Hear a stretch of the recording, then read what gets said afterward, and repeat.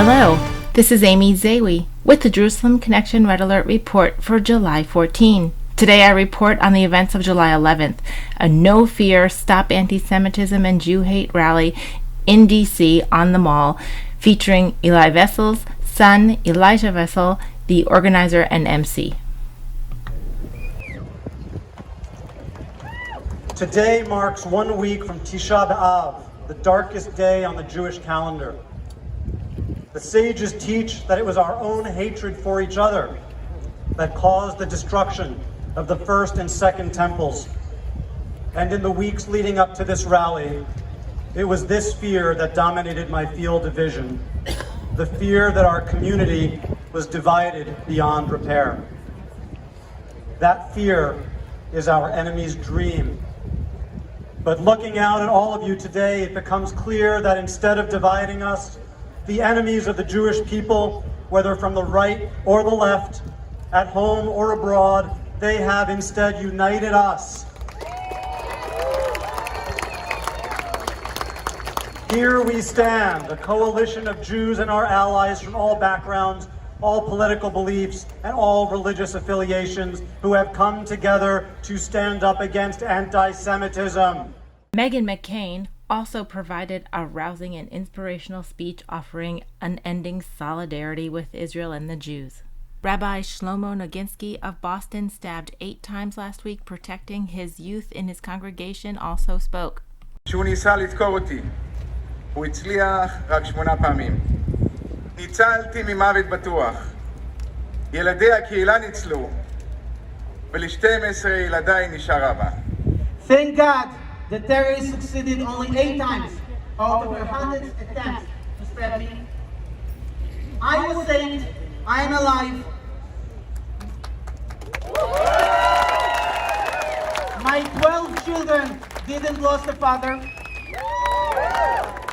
Jewish youth even explained their own experiences. Year-old girl, seeing these comments, I was petrified. But I did not let them silence me.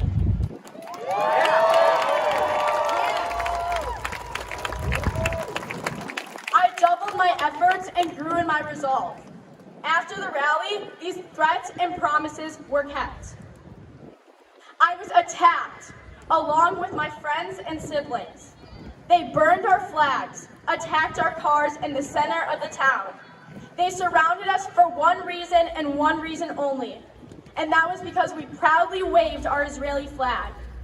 Their rallying cry, which still rings in my head, was "Kill the Jews." For the first time, I feared for my life. Had my brother Daniel not remained so strong, facing down these men until we could reach the police, it is up to one's worst imagination what could have been. Despite all, I refuse to be silent. Rabbi Jeffrey Myers of the Tree of Life Synagogue in Pittsburgh. For those whose memory is a little dim, on October 27, 2018, amidst Shabbat services, gunshots rang out. When all was said and done, 11 Jews died for the crime of being Jewish in America. I shouldn't have had to recite the vidui, the confessional final prayer upon one's death, because that's what I expected. Not in America. And yet here I am, nearly 3 years later, because it ain't done yet. We are the oldest continuous religious civilization on this planet. We date back to the pharaohs. Where's the Egyptian Empire? Gone. Babylonian Empire? Gone. Persian Empire? Gone. Keep going through the list of history. Through the Holy Roman Empire? Gone. The Ottoman Empire? Gone. The Third Reich, Ymach Shemam? Gone. We are still here. Matthew Heverin was the gentleman attacked at a sushi bar in L.A. If you ask me if I'm Jewish, my answer will always be yes. My mom is here with me today. She and my father fled anti-Semitism in Iran to seek tolerance and liberty in America. And within a single generation, the shameful poison that corrupted the soil they left has crept up on our doorposts here in the U.S. Bipartisan was displayed with Norm Coleman and Rob Klein sharing the stage in solidarity. It's my honor to stand here. My name is Menachem Creditor. It's my honor to stand here with my brother Joshua and to represent UJ Federation in New York, to stand with all of you in defense of all of our people.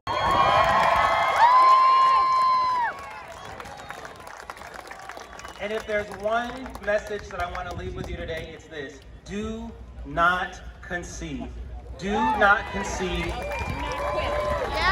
Don't concede a single inch of your humanity. Don't concede a single inch of your identity, of your heritage, because the moment you do that, you've already lost.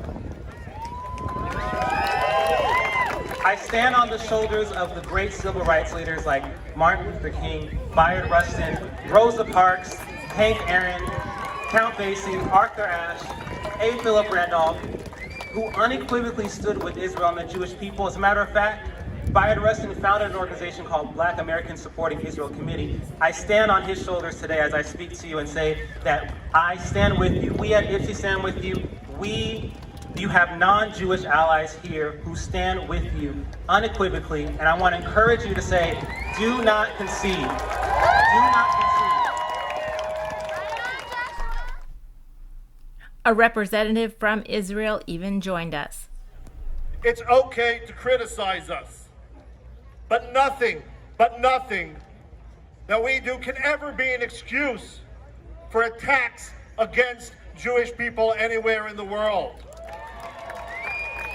We should never stand for it, and we all have the right in Israel, the United States, and everywhere to live, practice, and conduct our lives with no fear.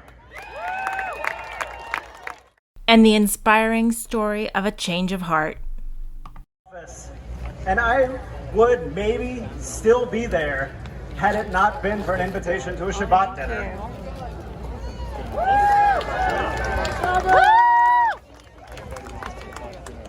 White nationalism is a racist movement, but it at its core is anti-Semitism. So when I look back at that experience and realize that the people who were targeted, the people who were made to be afraid, were the ones who reached out to me, I say now that that is not fair, that is not acceptable, that is amazing to me. The Solidarity event on July 11th was exciting and inspirational, and I managed to meet up with two of the co-authors of our book, The Casualty of Contempt, Carrie Sims, who wrote Chapter 14, and Joshua David Washington, who wrote Chapter 6. I was excited to spend some time with them during the event. As always, please visit our website to learn more and how you can help. Shavua Tov, and have a great week.